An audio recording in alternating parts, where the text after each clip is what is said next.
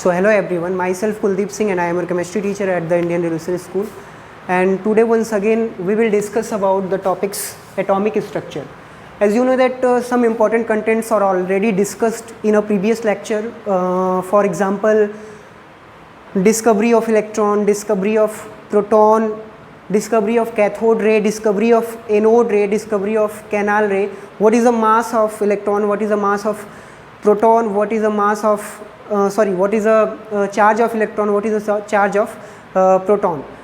आज हम लोग बेसिकली डिस्कस करेंगे एक बहुत ही इंपॉर्टेंट टॉपिक्स जो कि आपके एटॉमिक स्ट्रक्चर का बहुत ही इंपॉर्टेंट टॉपिक्स है.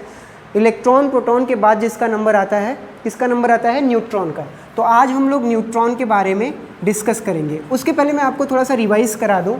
हमने देखा था प्रोटॉन की डिस्कवरी किसने करी थी? प्रोटॉन की डिस्कवरी गोल्डस्टीन ने करी थी. और कैसे करी थी? उन्होंने जस्ट एकदम बिल्कुल किसकी तरह एक्सपेरिमेंट किया था, जे थॉमसन की तरह. और उन्होंने एक इंटरेस्टिंग फैक्ट देखा था, इंटरेस्टिंग चीज़ देखी थी. कोई एक रेज है जो कि नेगेटिव से निकल कर पॉजिटिव से निकल करके किसकी तरफ ट्रेवल कर रही है? नेगेटिव की तरफ. तो उन्होंने बोला कि ये हो ना हो इलेक्ट्रॉन के साथ, क्योंकि उसके पास नेगेटिव चार्ज होता था, कोई पॉजिटिव चार्ज भी रहता है, तभी जा करके आपका एटम इलेक्ट्रिकली न्यूट्रल होता है. ठीक है. तो ये एक्सपेरिमेंट होने के बाद पूरी तरह से थोड़ा सा स्टेबिलिटी आ गई थी. सडन क्या हुआ, मैं बता रहा हूँ कि उस समय का जो सीन था, रेडियो एक्टिविटी की खोज हो चुकी थी. रेडियो एक्टिव सबस्टेंस क्या होते थे, उनकी डिस्कवरी हो चुकी थी. एक साइंटिस्ट थे जिनका नाम था जेम्स चैडविक. नाम था जिनका जेम्स चैडविक. अब वो इस बात पे काम कर रहे थे, इस चीज़ पे काम कर रहे थे कि रेडियो एक्टिव सबस्टेंस क्यों बहुत खतरनाक होता है. अगर किसी भी मेटल्स में जाता है तो उस मेटल्स को क्या कर देता है? ट्रांसपेरेंट कर देता है और पूरी तरह से जो है उसको आर पार कर देता है और बहुत ही खतरनाक होता है. उस चीज़ पे डिस्कवरी हो रही थी कि इस रेडियो एक्टिव सबस्टेंस को हम रोके कैसे, कौन सा मेटल है जो रेडियो एक्टिव सबस्टेंस को रोक सकता है, उस पर डिस्कवरी हो रही थी. तो एक्चुअल में जो जेम्स चैडविक थे वे क्या कर रहे थे, उन्होंने एक एल्युमिनियम की प्लेट ले रखी थी और सामने रेडियो एक्टिव सबस्टेंस इस तरह से रख दिया था. और उसकी जो रेस थी ऐसे निकल रही थी और किस पे टकरा रही थी? एल्युमिनियम की प्लेट पे. वो बार बार ये देखने की कोशिश कर रहे थे कि कौन सी प्लेट को ये रेडियो एक्टिव सबस्टेंस पार नहीं कर पाता है, मतलब उसको छेद करके पूरी तरह से पार नहीं जा सकता. उस पर वे डिस्कवरी कर रहे थे, वो उस पर सर्च कर रहे थे. अब देखो हुआ क्या, एक्चुअल में क्या हुआ, ऐसे ही वे कर रहे थे तो अचानक से क्या हुआ पता है? जब ये इन्होंने देखा यहाँ पे जब रेज ऐसे टक्कर खा रही थी, ये वाली रेस रेडियो एक्टिव सबस्टेंस, आपको पता है रेडियो एक्टिव सबस्टेंस हमेशा रेस जनरेट करने रहते हैं, वो भी बिल्कुल खतरनाक वाली रेस, अल्फा गामा बीटा जो आप लोग समझते हो वही रेस होती है. तो ये रेस जब वापस से टकरा रही थी तो रिफ्लेक्ट भी हो रही थी, कुछ रेस जो है वो रिफ्लेक्ट हो रही थी, ऐसे रिफ्लेक्ट हो रही थी. ठीक है. अब हालांकि वो साइंटिस्ट ठहरे थे, दूसरे क्या सोचेंगे, जैसे हम सोचेंगे कि भाई वही रेस है, टक्कर खा करके क्या हो रही है? वापस आ रही है. समझ में आया? जैसे अगर जो हम लोग क्या सोचेंगे कि भाई यहाँ से रेस निकल रही है, वो रेस यहाँ पे इस सरफेस पे टकरा रही है और फिर इस सरफेस से टकरा करके वापस यही वाली रेस जा रही है. हम लोग तो ये सोचेंगे. बट उनको पता था कि ये बहुत खतरनाक रेस होती है, रेडियो एक्टिव रेस. कम वो हो ना हो वो तो पार चली जा रही होंगी. ये कौन सी रेस है उसके बारे में हमको जांच करना है, देखना है. ठीक है. अब उसका पता कैसे लगाया जाएगा कि ये कौन सी रेस है, कौन सा पार्टिकल्स है, नेगेटिव चार्ज पार्टिकल्स है या फिर पॉजिटिव चार्ज पार्टिकल्स है, प्रोटॉन है या फिर इलेक्ट्रॉन है कि ये, या फिर वही अल्फा रेस है जो कि इससे टकरा रही हैं और वही क्या हो जा रही है? वापस आ जा रही हैं. तो देखो ये था आपका अल्फा रेस. अल्फा रेस के पास होती है पॉजिटिव चार्ज. ठीक है. डबली पॉजिटिव चार्ज होते हैं अल्फा रेस. जब अल्फा रेस यहाँ पे टकरा रही थी, इस पर टक्कर खा रही थी, तो अगर ये ही रेज रिफ्लेक्ट होती तो उसका नेचर भी क्या होता? सेम ही होता, इसी की तरह होता. बट ऐसा नहीं था. ठीक है. उन्होंने जब एक्सपेरिमेंट करना शुरू किया, जब जांचना शुरू किया कि इसकी प्रॉपर्टीज़ क्या है, उसके ऊपर जब इन्होंने डिस्कस करना शुरू किया तो पता क्या चला इन्हें, इस रेस का जो नेचर था बिल्कुल ही इस वाले रेस से अलग था. अब क्या भाई, रेस तो यहाँ पे जा रही है, टकरा करके वापस भी आ रही, रिफ्लेक्ट हो रही है, तो होना क्या चाहिए? इसको भी तो वही होना चाहिए. बट ये बिल्कुल अलग था. ये पूरी तरह से डिस्कवरी जेम्स चैडविक को पूरी तरह से जो है वो चेंज कर दिया कि यार ये हो क्या रहा है, रेस तो यहाँ से जा रही है, रिफ्लेक्शन हो रहा है और ये इस रेस का नेचर अलग और इसका अलग, तो है क्या?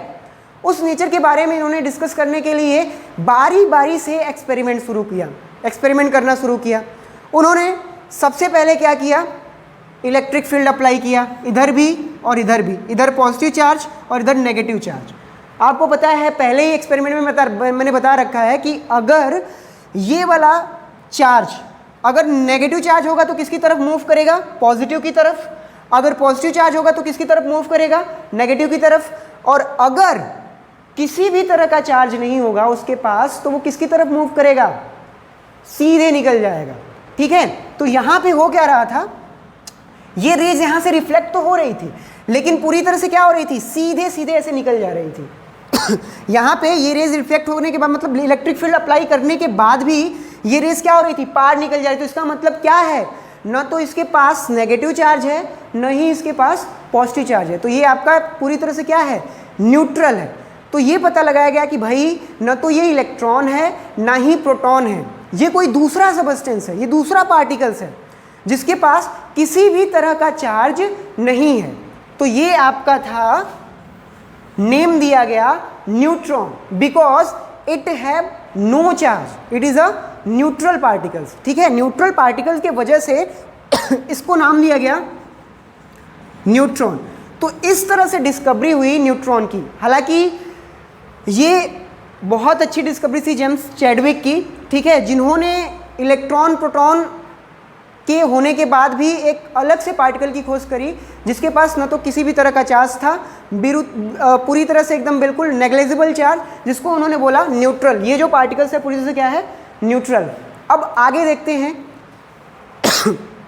जब इसके मास के ऊपर बात करी गई तो इसका मास अप्रॉक्स लगभग जो है प्रोटॉन के मास के बराबर था 1.67 इंटू 10⁻20⁻24 ग्राम। ठीक है, बिल्कुल किसके मास के बराबर, प्रोटॉन के मास के बराबर 10⁻24 ग्राम। ठीक है, एमयू में आप लोग देख लेना। ठीक है, और उधर प्रोटॉन का भी मास कितना था, इतना ही था। ठीक है, तो इस तरह से हमने 3 फंडामेंटल पार्टिकल्स की बात कर ली। 3 फंडामेंटल पार्टिकल्स मतलब कौन कौन से, electron, proton and neutron. Electron के पास कौन सा चार्ज, नेगेटिव चार्ज। ठीक है, मास कितना,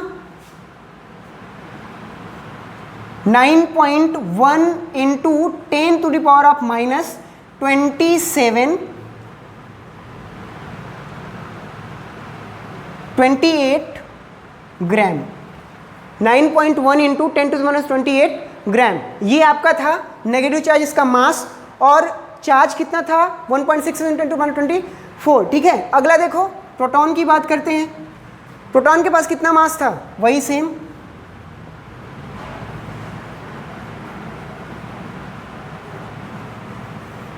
ठीक है। इधर भी न्यूट्रॉन के पास, इसके पास कौन सा चार्ज, न्यूट्रल, किसी भी तरह का चार्ज नहीं, इसके पास पॉजिटिव चार्ज। ठीक है, तो ये था आपका इलेक्ट्रॉन, प्रोटॉन और न्यूट्रॉन की डिस्कवरी की कहानी। किस तरह से इलेक्ट्रॉन, प्रोटॉन और न्यूट्रॉन को हमने डिस्कवर किया था, कैसे डिस्कवर हुआ था। इलेक्ट्रॉन जो रेज निकलती थी उसको बोलते थे कैथोड रेज, प्रोटॉन से एनोड रेज, या फिर इसी का एक और नाम है जिसको हम बोलते हैं कैनाल रेस। ओके, और यहाँ पे आपका न्यूट्रॉन को जो भी रेज निकलती थी उसको स्पेशल कोई नाम नहीं दिया गया, वो आपका न्यूट्रॉन ही बोल सकते हैं, न्यूट्रॉन रेज ही बोल सकते हैं उसको। ठीक है, और उसके बाद फिर हम ये देखते हैं कि इसके पास किस तरह के चार्ज थे, पॉजिटिव चार्ज, इसके पास न्यूट्रल। ठीक है, अब अगली चीज ये कि किस तरह से ये फंडामेंटल एटम में अरेंज होते हैं। आखिर में अब हमको जब तीनों ये डिस्कवरी हो गई, तीनों डिस्कवरी होने के बाद आपको क्या पता चला भाई कि तीनों डिस्कवरी हो गई, एटम में कितने पार्टिकल रहते हैं, 3, इलेक्ट्रॉन, प्रोटॉन और न्यूट्रॉन। वो भी ये तीनों पार्टिकल्स का जो नेचर है बिल्कुल एक दूसरे से क्या है, अलग है। कोई पॉजिटिव है तो कोई नेगेटिव है और कोई किसी के पास कोई भी चार्ज नहीं है, बिल्कुल क्या है, न्यूट्रल है। ठीक है। तो अब ये तीनों जो हैं किस तरह से एटम में अरेंज होंगे उसके ऊपर हम लोग डिस्कस करेंगे, उसके ऊपर हम लोग बात करेंगे कैसे अरेंज होगा। तो देखो, सबसे पहले किसने डिस्कवरी करी थी कैथोड रेज की? जे थॉमसन ने।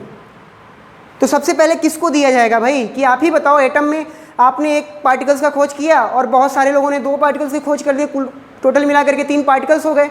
अब एटम में ये तीनों पार्टिकल्स रहते कैसे होंगे उसके बारे में आप ही को बताना है। तो सारे साइंटिस्ट सबसे पहले जे थॉमसन के पास पहुंचे कि आप ही कोई सजेशन दो किस तरह से एटम में ये तीनों फंडामेंटल पार्टिकल्स क्या होते हैं, पूरी तरह से अरेंज होते हैं, उसके बारे में आपको बताना है। ठीक है, 2 मिनट बेटा।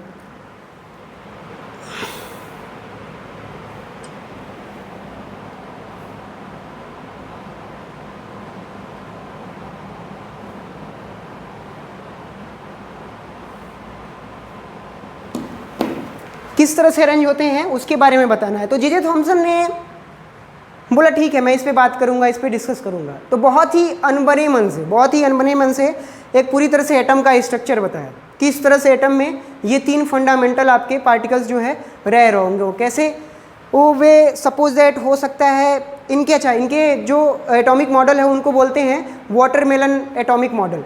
उसको एक बार देख लेते हैं। अब हम बात करेंगे discovery of electron proton neutron हो गई। अब हम बात करेंगे एटॉमिक स्ट्रक्चर की। एटॉमिक स्ट्रक्चर, और एटॉमिक स्ट्रक्चर में क्या,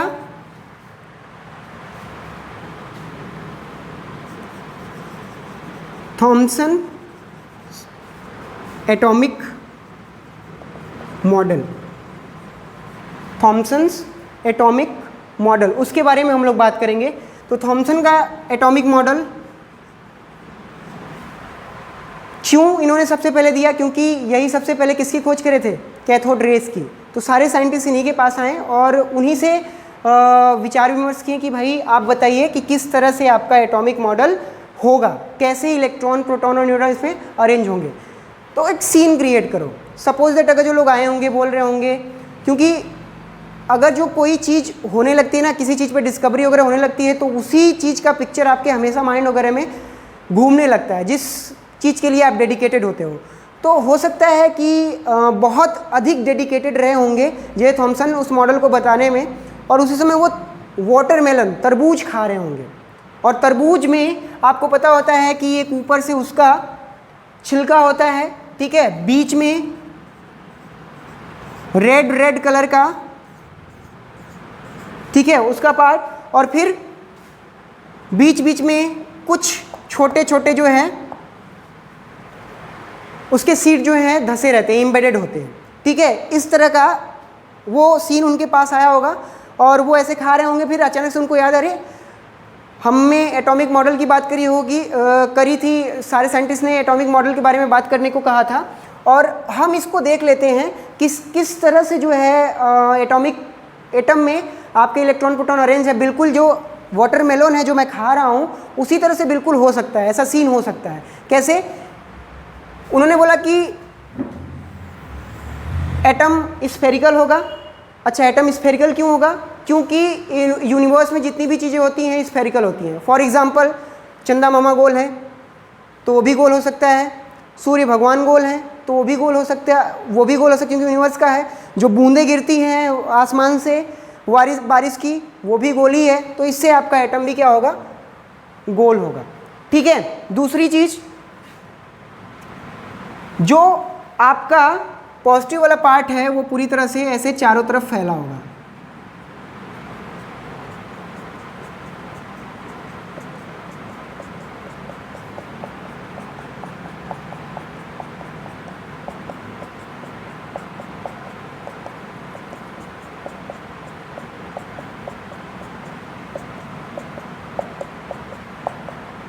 ठीक है, और इसमें आपका नेगेटिव चार्ज एम्बेडेड होगा। इलेक्ट्रॉन एम्बेडेड होगा, मतलब कि जो रेड वाला पार्ट है वो क्या होगा? आपका प्रोटॉन। और उसमें जो सीड्स हैं जो पूरी तरह से उसमें क्या हैं? ऐसे मिले हुए हैं सीड्स, इधर उधर इधर उधर इधर उधर एम्बेडेड हैं, वो क्या होगा? आपका न्यूट्रॉन, सॉरी इलेक्ट्रॉन, और ये होगा आपका प्रोटॉन, और ये जो ऊपर की कवरिंग है वो होगा आपका न्यूट्रॉन। तो कुछ इस तरह का उन्होंने मॉडल प्रस्तुत किया, दिया पूरी तरह से, और ये मॉडल जो है बहुत दिनों तक चला, जब तक रदरफोर्ड ने डिस्कवरी नहीं करी न्यूक्लियस की। ठीक है, इस मॉडल को एक बार फिर हम समझ लेते हैं। ये मॉडल कैसे बना? सिंपल सा, जब सारे साइंटिस्ट आए उनके पास तो उन्होंने सोचा कि ठीक है मैं अपना मॉडल देता हूँ। तो उन्होंने सबसे पहले सोचना शुरू किया कि यूनिवर्स में जितनी भी चीज़ें होती हैं वो क्या होती हैं? गोल होती हैं, स्फेरिकल होती हैं। तो इससे आपका एटम भी क्या होगा? स्फेरिकल होगा। उसके बाद उन्होंने देखा जिस तरह से तरबूज जो हम खा रहे हैं उसमें सीड्स पूरी तरह से क्या हैं? इधर उधर बिखरे हुए हैं, वो आपका क्या होगा?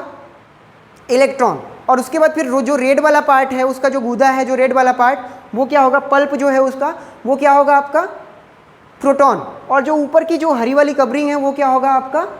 न्यूट्रॉन। तो ये मॉडल उन्होंने दिया।